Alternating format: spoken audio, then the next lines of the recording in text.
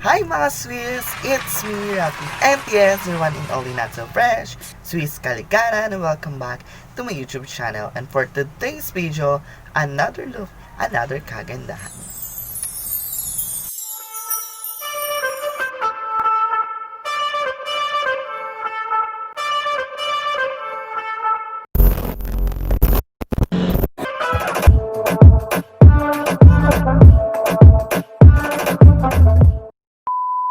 Kung gusto mo malaman kung paano natin ginawa ang look na to, diyan ka lang at patuloy naman ako dahil sisimulan na natin ang ating tutorial for this look. So, simulan na natin sa ating primer and as usual, gagamitin pa rin natin ito Jeju Aloe Vera as primer dahil wala pa nga tayo nabibiling Quick FX dahil wala pang sasakyan papuntang SM.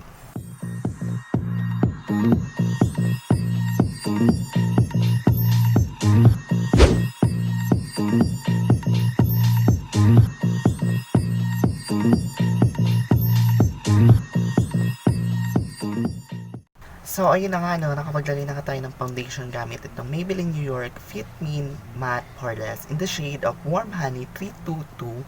Pero, nabitin pa rin ako sa kanyang coverage. Kita nyo naman, kita pa rin ang ating mga tigilig. Gagamit tayo ngayon ng Fashion 21 Ultimate Cover BB Cream Plus Concealer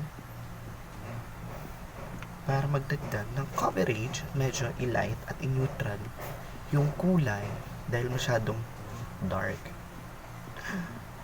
Ayan.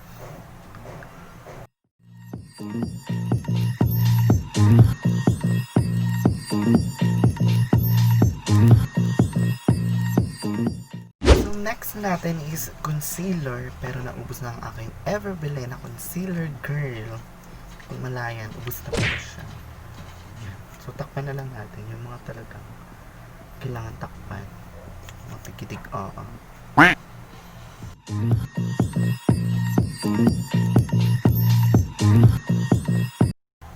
simuti na lang natin.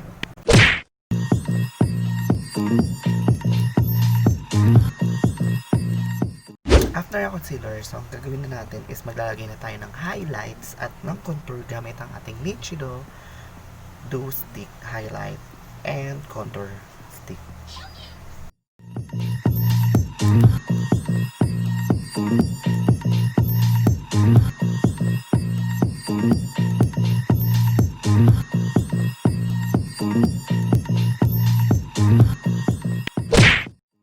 Gamit yung blending brush, i-blend lang natin siya ng bongga.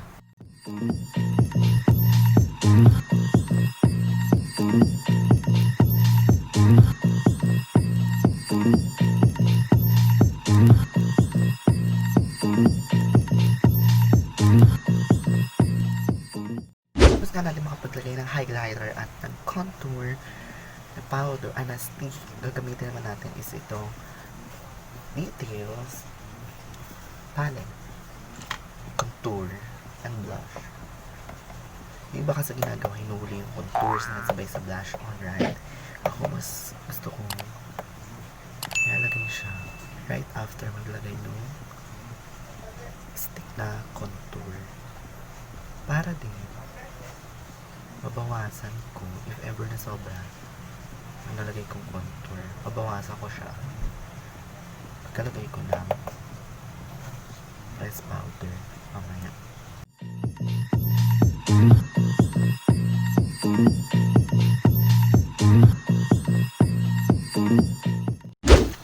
Next is bake time. So, ibibake na natin yung foundation natin. Oh my God, nakalimutan ko maglagay ng contact lens.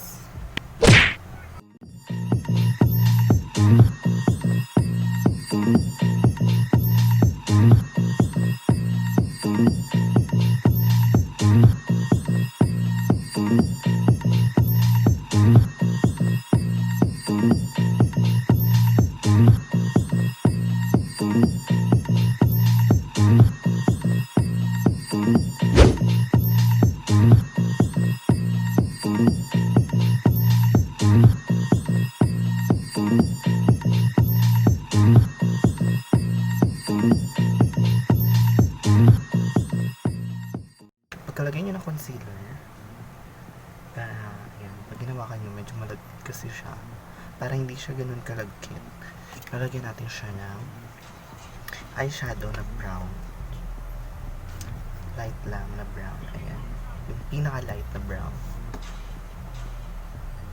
By the way, gamit ko is Everbelena na chocolate palette. Ayan. Diba, basag-basag na siya. Ayan. Apply nyo lang siya sa buong crease. I mean, sa buong mata nyo na nilagyan nyo ng concealer.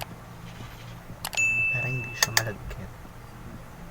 At madaling ma-blend yung mga color natin mamaya.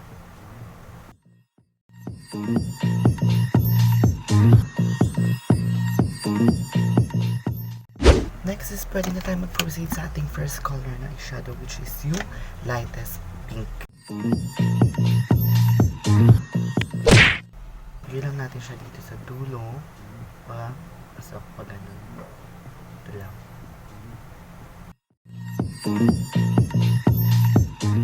By the way, gamit kayo ng blending brush para mas makalat na maayos yung shadow.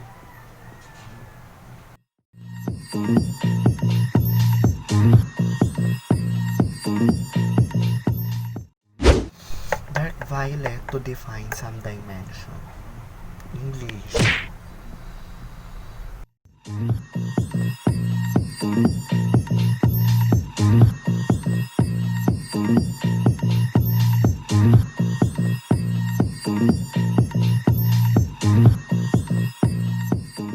After natin makapaglagay ng ating dalawang eyeshadow color, ang gagawin naman natin ngayon is magka-cut crease na tayo gamit ang ating highlighter ng Lychee do Padeng. Since wala ka tayong eye primer katulad nga ng sinabi ko kanina.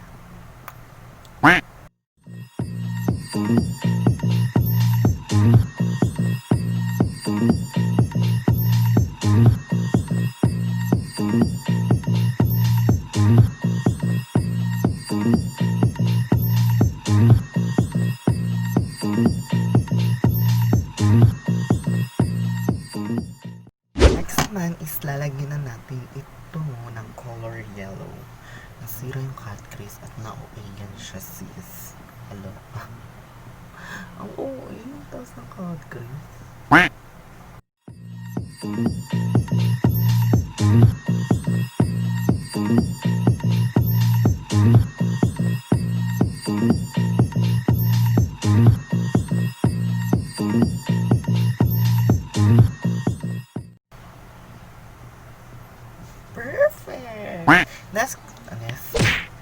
Next is yung color orange naman. Ilang natin siya dito sa natitirang. Sumigit na lang pala.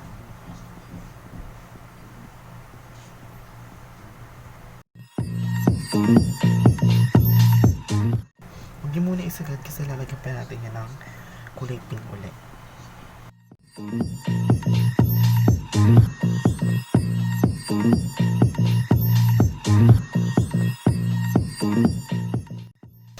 Ganun-ganun nyo lang para hindi masyadong harsh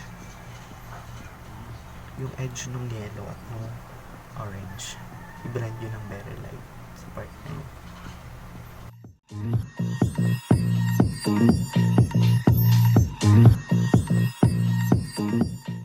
Next naman natin sa natitira ngayon puti-puti na yan is yung color pink.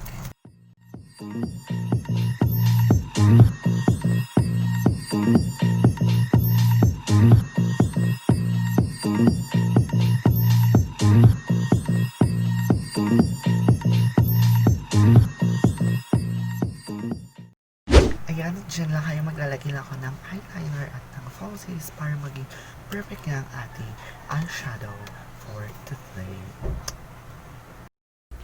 Yung mapangga I ain't looking for another. Ikaw lang baby girl, ay sapat na, yeah! Divine, gandong, try. So yun, tapos na tayo sa ating mata at let's go na sa ating lips.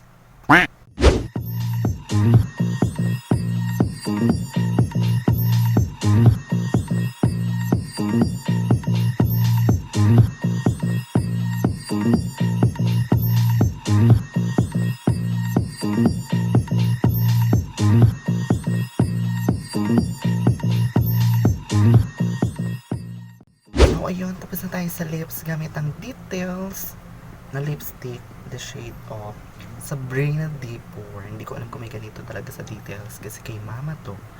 Kinuha ko lang. Char! Ganda kasi yun. Yeah. At syempre, ang iconic hati-hati sa lips ay gagawin natin sa pamamagitan na Vice Cosmetics in the shade of Babaihan.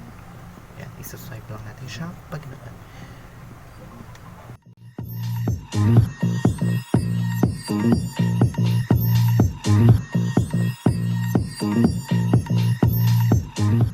Tapusin na natin ng ating blush on. Tapusin na natin with ating mong blush on at highlighter using Vice Cosmetics in the shade of Bucon and highlighter in the shade of Splendid. Itong Bucon sobrang makulay siya, so konti lang yung nilalagay ko. I mean, sobrang mapula na siya. Sobrang pula niya. So kapag nadamihan mo ng lagay, magmumukha kang clown. So dapat sweet lang. Yan. Tiplan lang natin siya gamit itong powder brush.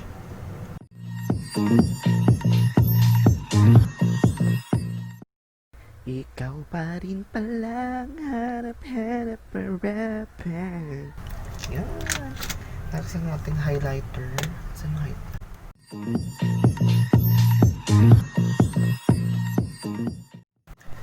Lagyan lang tayo ng powder gamit ang Fit Me ng Maybelline New York final powder in the shade of Natural Beige.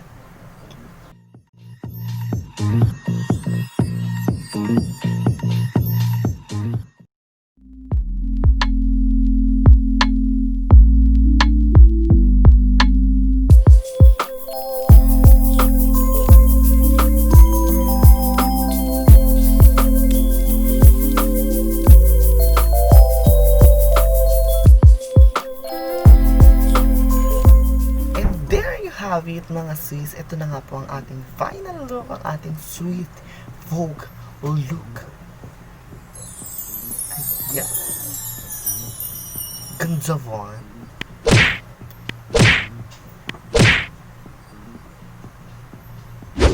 Ayan, kung mayroon po kayong natutunan sa ating video for today, huwag niyo po kalimutang i-click ang subscribe button and hit the notification bell para updated ka sa mga tiyugug, kapug, at pasabog na ganap ng vlog ito. Ganun yun! You can follow me to my social media accounts, my Facebook, Instagram, Twitter, TikTok. Bye-bye!